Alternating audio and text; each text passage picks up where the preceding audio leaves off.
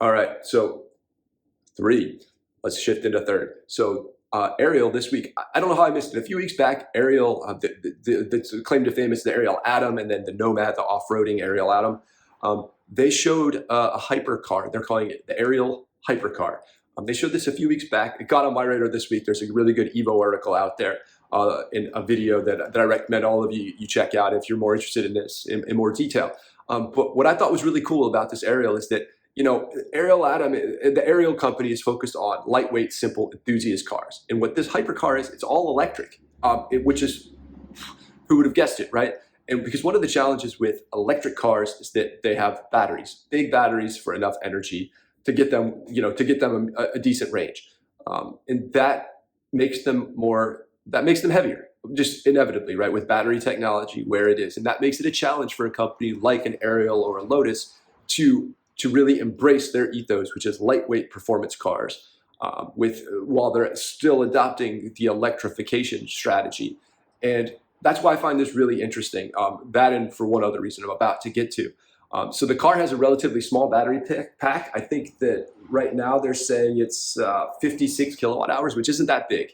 But the mind-blowing thing here is that it has a range extender. And it's not a traditional range extender like you might think, like a two-cylinder or a three-cylinder or a four-cylinder gasoline petrol engine, maybe a rotary like Mazda has in the back somewhere. No. This thing has a turbine engine range extender. Crazy, like a jet engine bolted to the back of this thing like the Batmobile. It looks crazy.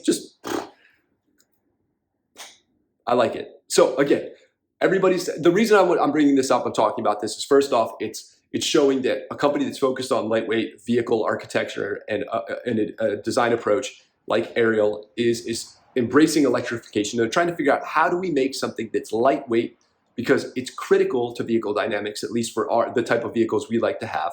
So let's give it a small battery pack. All right, but now we're suffering on range. And they don't talk about the range numbers. They just say it's a 56 kilowatt hour battery pack.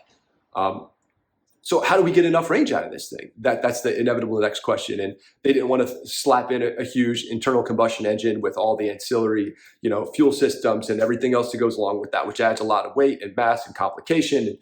And all these things go against what Ariel is all about, which is very much Lotus, like simplification, add lightness. They added a turbine engine, which who knows if this will ever actually see the light of day. But I think the thinking to me is what's the interesting part here, is that they're going after some media attention. Sure, it looks like the Batmobile. It's got a jet engine on the back of it that runs on petrol. They're saying that this jet engine, by the way, this turbine engine could run on any fuel. Right now it's tuned for petrol, but they're saying that their hope is that if this was to see production, that it would run on hydrogen, because hydrogen is a much cleaner burning fuel. So again, the key takeaway for me, it's twofold. It's that they're thinking, how do we make an electric car lighter while still giving it range, which is what the turbine engine is all about. And second thing is that they're focused on how to make it exciting and emotional, right? And the turbine engine obviously does that. Who knows if it will actually see the light of day, but again, it's the thinking, it's being creative. Everyone is still trying to figure out how to make something that is emotional, because emotion has a lot to do with making a car that enthusiasts like, that really touches you deep in your soul. So again, very cool. It looks like the Batmobile. I mean, the styling, the turbine engine, they definitely got some inspiration from that. So who knows, but again, cool, very cool. And let's see what Ariel has in the near future with this thing. I'm hopeful that something like this will see the light of day, because who wouldn't want to be Bruce Wayne or Batman, I guess, driving down the freeway with the turbine engine out the back.